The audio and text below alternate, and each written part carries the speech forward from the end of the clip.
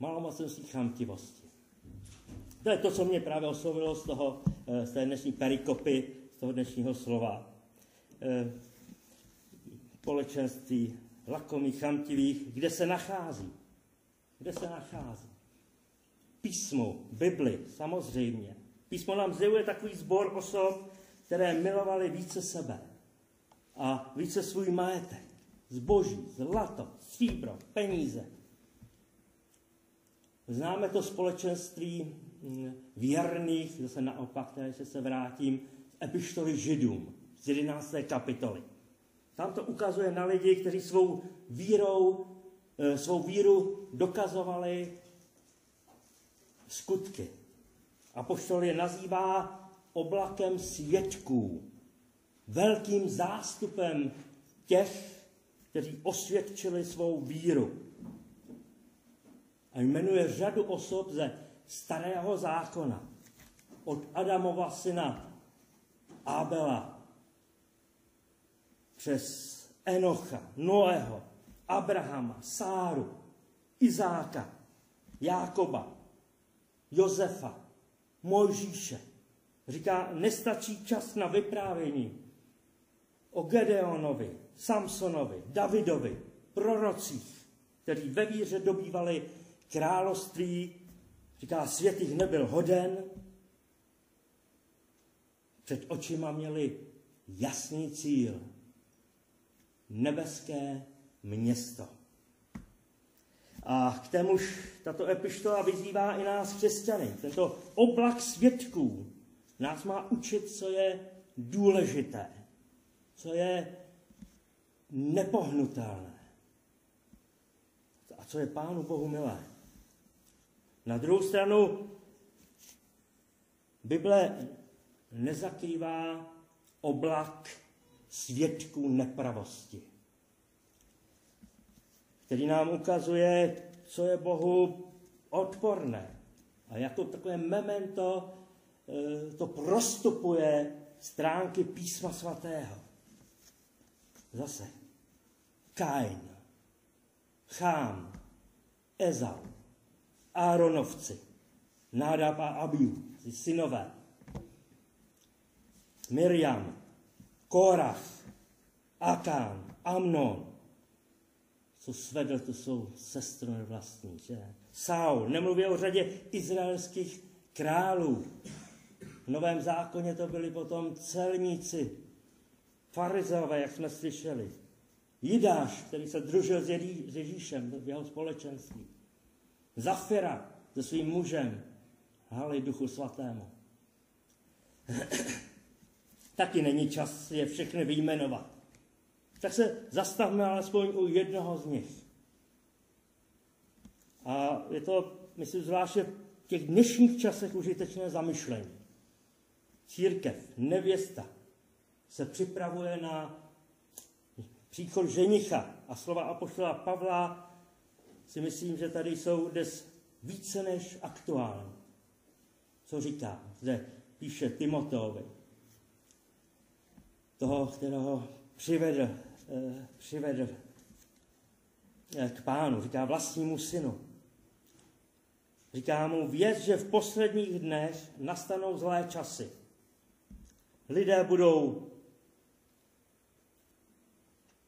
budou sobečtí, chamtiví, chvástaví, domýšliví, budou se rouhat, nebudou poslouchat rodiče, budou nevděční, bezbožní, bez lásky, nesměřitelní, pomluvační, nevázaní, hrubí, lhostejní k dobrému, zrádní, bezhlaví, nadutí, budou mít raději rozkoš než Boha a budou se tvářit jako zbožní, ale svým jednáním to budou popírat. Takových lidí se strání, říká apoštol Pavel svému synu ve víře. Tak vidíte, ten seznam je tady veliký, možná by nám vystačil na celý rok, každou neděli vzít jedno to negativní, co jsme zde slyšeli. Z těch negativního seznamu tady, těch zkažených charakterů, těch veličin, stojících proti Bohu, tak se zastavíme jen u jedné, abychom to nehnali. A to je ta chamtivost, o které jsem mluvil. Říká, že budou chamtiví. Co si předtím, máme nějaké synonymum chamtivosti. Pomenete si na něco takového. Lakota. Ano, lakota. Že? Chamtivost, lakota, hamižnost, hrabivost. Tady jsme četli příběh mladého člověka, služebníka Elišova, jakéhosi Géchazího, ještě se o něm vypráví předtím kapitolu, 4. kapitolu, potom už o něm neslyšíme. Géchází je ekumenický překlad, kraliči říkají Gézí, já budu poučovat to kratší Gézí. Podívejte, Gézi měl tu čest chodit s Elišou, sdílet s ním obecenství.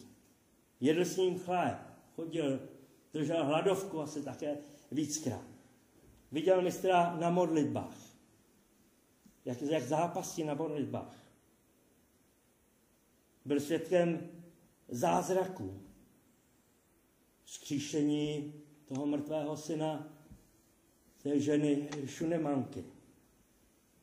A naposled tady toho nadpřirozeného uzdravení Námána z malomocenství. Tak bychom řekli, taková vynikající škola, kterou ten učedník Gézí měl u Eliši. Jan Křtitel, ono to tenkrát nebylo nic mimořádného. Proroci měli svoje žáky. Jan Křtitel, vzpomeňme, měl své učedníky, žáky. Ježíš měl své žáky. Ale tady vidíme, že ani takové společenství se svatými nestačí ke změně charakteru. Nestačí některé ty špatné vlastnosti změnit. Takže nestačí, že sdílíme dobré školy, že se družíme s vynikajícími osobnostmi. Kolik neproměněných srdcí žije na výsluní těch skvělých mužů, opravdu v uvozovkách, skvělých mužů a žen, jak si se chlubí tím cizím peřím, jak se říká, ohřívají se na výsluní slávy jejich, přiživují se, jak si u jiných, ať jsou to nějaké celebrity v tom uměleckém světě, nebo v politickém světě, nebo v náboženském světě také. U Gézího tam můžeme vidět jeho také ten charakter, který se nakonec projevuje u Námána. On předtím ještě čteme právě, že Eliša ho posílá k ženě sunamické. Ona prožila tu tragédii, znáte ten příběh, když jí vlastně umírá ten chlapec, kterého dostala tenkrát, když přijala Elišu do svého domu jako zaslíbení a takovou odměnu, že se chovala k tomu že se takto zachovala k Elišovi a k jeho žákovi, Elišovi, že mu dala ten pokojíček nahoře, připravila tam stůl, svícen, že on se ptal, co bys chtěla, že ona nic nepotřeba, jsem spokojená. A teď Géchází říká, už vím co, nemá děti. To byla taková tragédie tenkrát, tak Eliša řekl, dáme, bude mít syna. A měla syna, ale co se stalo po letech? Ten syn šel na pole a hlava něco se stalo a on umřel.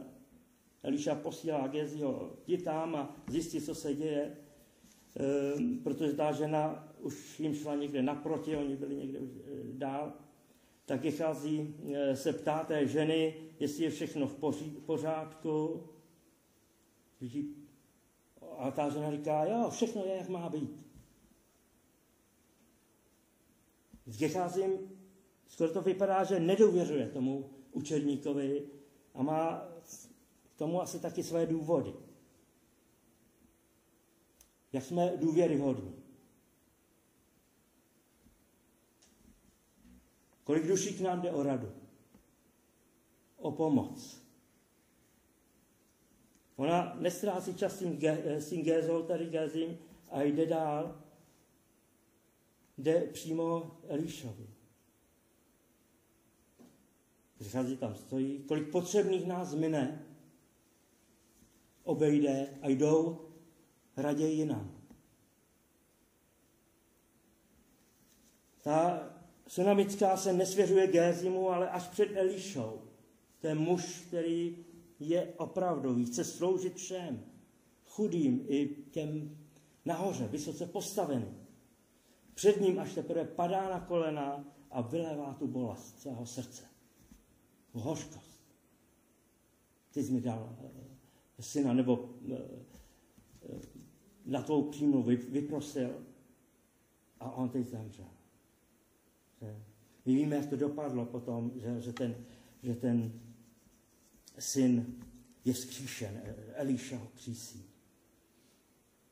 A právě charakter toho Gézího se naplno projevuje, nebo odkrývá až v té kritické chvíli v příběhu uzdravení, který jsme četli, velitele to aramejské armády Námána. Tam jsme to slyšeli. Eliša si možná překvapivě nevezme za svou službu od Námána nic z jeho nabízených darů. Určitě chápeme vděčnost Námánovu uzdraveného, že? To malocenství, ať to byla jakákoliv forma, těžká nebo lehká toho malocenství, nebylo to nic určitě příjemného.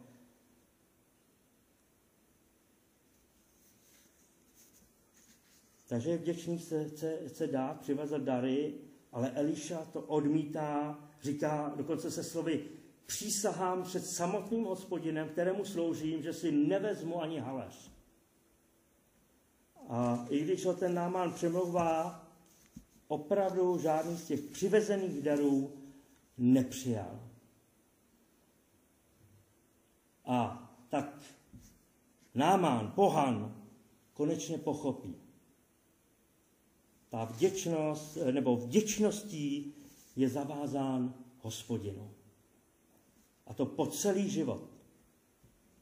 Proto už nemůže sloužit cizím modlám a on to vyznává tam potom dál.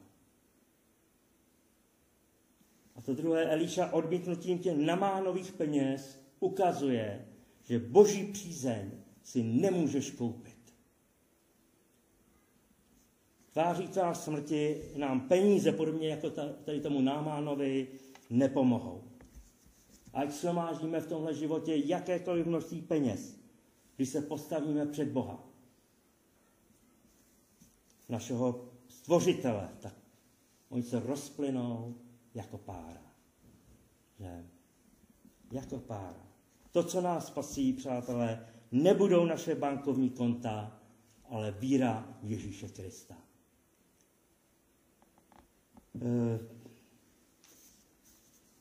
Nic proti bankovním kontům samozřejmě teď. Jo. Ale věřím, že mi rozumíte. Můžeme si tady představit toho Gézího v té situaci. Eliša odmítá, tam vůz plný darů, jak šilhá po té bohaté nadílce tam, jako by to přímo spadlo z nebes, že? Takové věci krásné, za nic, za žádnou dřinu. V podstatě ten Eliša se asi zbláznil, že to nechce, že nic toho si nevezme. Nikdo se nezbláznil. Eliša věděl, o jaké dary má usilovat. Také on byl kdysi učedníkem, že?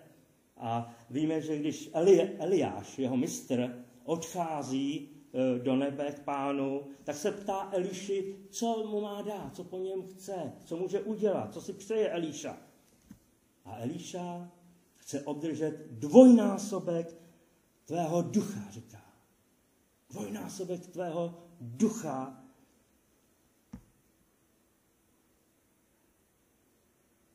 A stát se tím nástupcem. To byl v Izraeli takový ten zvyk, my jsme o tom mluvili, že prvorozený dostával dvojnásobný dědický podíl. Eliša vyjadřuje vlastně, že se stát tím Eliášovým dědicem nebo nástupcem, pokračovatelem jako vůdce proroků.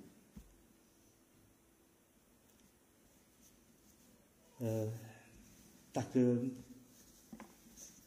Eliša věděl, o jaké dary usilovat. My víme také samozřejmě, o jaké dary máme usilovat, jak říká Pavel. Držte se lásky, usilujte o duchovní dary, nejvíce o dar prorocké řeči. Tak i vy, když tak horlivě usilujete o duchovní dary, snažte se, abyste měli hojnost těch, které slouží růstu celé církvi. Připomíná Pavel. V té souvislosti jsem to tak vytáhnul. Pán Bůh tady vyhovuje Elišovi, když chce ten dvojnásobný dar, teda ducha. Ví, že ty motivy jeho jsou čisté. Že nechce být nějak mocnější nebo lepší než Eliáš, ale že chce toho více pro Pána Boha udělat, vykonat. Takže jestli jsou naše motivy čisté, tvoje motivy čisté, nemusíš se obávat prosit Pána Boha o velké věci. Jestli ho žádáš o velkou moc nebo o schopnosti, tak se podívej, zhodnotit své touhy, že, a zbav se všeho sobectví, které v sobě třeba objevíš. Jestli chceme získat pomoc Svatého Ducha, musíme mít dostatek pokory a prosit o něj. Gézi si řekl, můj pán byl k tomu Aramejci příliš velkorysý, když si od něj vůbec nic nevzal. Přísahám před samotným pánem, že to tak nenechám. A rozběhl se za ním, za tím Namánem a jeho vozem. Jak se rozhodl, tak bez váhání učinil. To nebylo dobré rozhodnutí samozřejmě, bratři a sestry. Jeho počínání to je zrada na Hospodinu. A připomíná nám právě příběh třeba toho Ananiáče a Zafiry. Co učinili. Pro Géziho je typické, jak on tady nerozvážně zachází s tou přísahou. Znevažuje Hospodinovo jméno. Běží dolů za tím vozem, za běhu spřádá plán, a zatímco my tady vidíme Námána, jak jde vstříc Géhazimu, říká, je všechno v pořádku? On jde vstříc, vidí v tom Gézim přicházejícího vlastně Elišu. A v Elišovi vidí Hospodina. A Gézi už má to skvěle tady promyšlené, tu lest. Vypadá to tak, že jeho mistr Eliša je tak skromný, že pro sebe nechce nic, ale zároveň je tak milosrdný, že chce všechno pro druhé. V tom příběhu tam to je.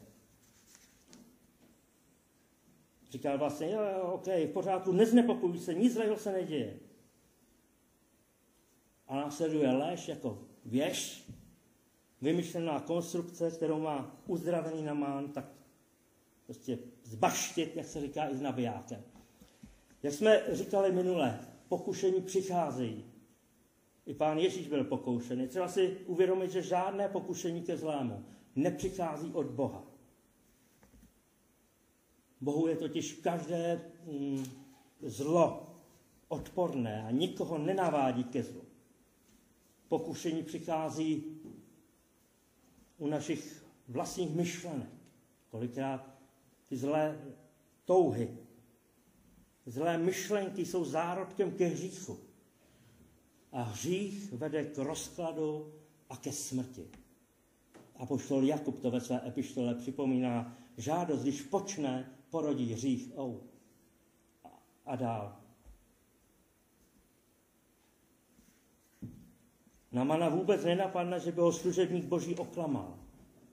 Je to ochotný a vděčný dárce, dává Gézimu dokonce dvojnásobek toho, co žádá. On chce talent, on mu dává 2 talenty a to je dost stříbra. To je 60 kilo stříbra, 2 talenty. Dává mu k tomu 2 šaty, slavnostní oděv.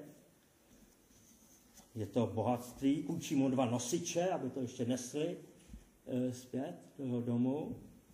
Těžko říct asi, co tomu Gézimu procházelo hlavou, když šli do kopce s takovým břemenem. Možná jsme někdy nesli podobné břemeno. Takové břemeno nepravosti. A my víme, že není dobré ho schovávat doma, že je dobré s ním běžet ke kříži a tam ho odložit. Díky Pánu. Gehazi už je doma, možná ještě zauvažuje se vrátit, ale ta síla té chamtivosti, to je jako magnet. Když ji necháme působit, když ji dáme zelenou, pak je silnější než všechna ta naše dobrá předsevzetí. Gehazi zjistí, že už nemůže zpátky, že už nemůže zpět. Ukryje tedy ty dary ve svém domě, nadechne se a jde za Elišou. Nejde už jako svobodný člověk, samozřejmě jde s tím obtíženým svědomím, to úzkostí v srdci. On rozehrál nebezpečnou hru, už nemůže couvnout, musí dohrát. A teď přichází Elišovi a ta jeho Elišova otázka do svědomí Géziho a připomíná nám Genesis. Připomíná vám ta otázka, když říká, kde jsi byl, Gehazi? Slyšíte tam, kde je tvůj bratr? Nebo kde jsi, Adame? Hospodin skrze Eliša říká, kde bych byl? Nikde. Vidíte, ten hřích, to je jako ta sněhová koule, že? Můžete udělat takovou kouličku malou, potom, když se kutálí z kopce, tak má ohromnou váhu. A je těžký s ní něco dělat. Těžší a těžší. Že už přichází ta vyložená lež. Kde bych byl? Nikde. Tam vykřičí. Takže Pán Bůh skrze Elišu usvědčuje Géziho z viny. Ten nemá slova, žádnou omluvu a ten příběh končí smutně. Končí malomocenstvím, je Gézi vyloučen ze společenství božího lidu. Vzpomínáme v té souvislosti na Miriam, že? Která se postavila proti Mojžíšovi božímu pomazanému. Byla také postižena, vyloučena. My můžeme v tom uzdraveném Námanovi a malomocném Gézím tedy vidět takový předobraz těch, kdo byli jednak vyvoleni z pohanů, jako Náman, a to druhé, jednak teda zavržení z Izraele. Předobraz. A pro nás potom je dobré k tomu tématu slyšet slova apoštola, jestli byly některé větve ze svatého stromu ulomeny a vy jako plané větve naroubovány na jejich místo, nevypínejte se na původní větve. Nezapomeňte, že kořen nese vás, a ne naopak. Takže, bratři a sestry, ten důraz dnešního poselství ovšem měl být na to nebezpečí chamtivosti nebo lakoty, nenasytnosti. Jeden ze znaků teda lidí posledních dnů. Bratři a sestry, chamtivost je vždycky potrestána malomocenstvím. Dneska už ne třeba ve smyslu té fyzické lepry, ale pro nás křesťany ještě asi něčím horším. Totiž malou mocí, bezmocností, něco dělat pro království Boží, pro jeho slávu. Jak jsem na začátku řekl, jsem rád, že tady vidím v našem sboru bratry a sestry, které mají srdce ne hamižné, ne chamtivé, ale otevřené k dávání. A myslím, že to je dobrá zbraň k boji právě s chamtivostí. Jsou to lidé, a věřím, že jich je více a více, kteří sami okoušejí a vyznávají s apoštolem Pavlem, a tím zakončím. Bůh má moc zahrnout vás všemi dary své milosti, abyste vždycky měli dostatek všeho, co potřebujete, a ještě vám přebývalo pro každé dobré dílo.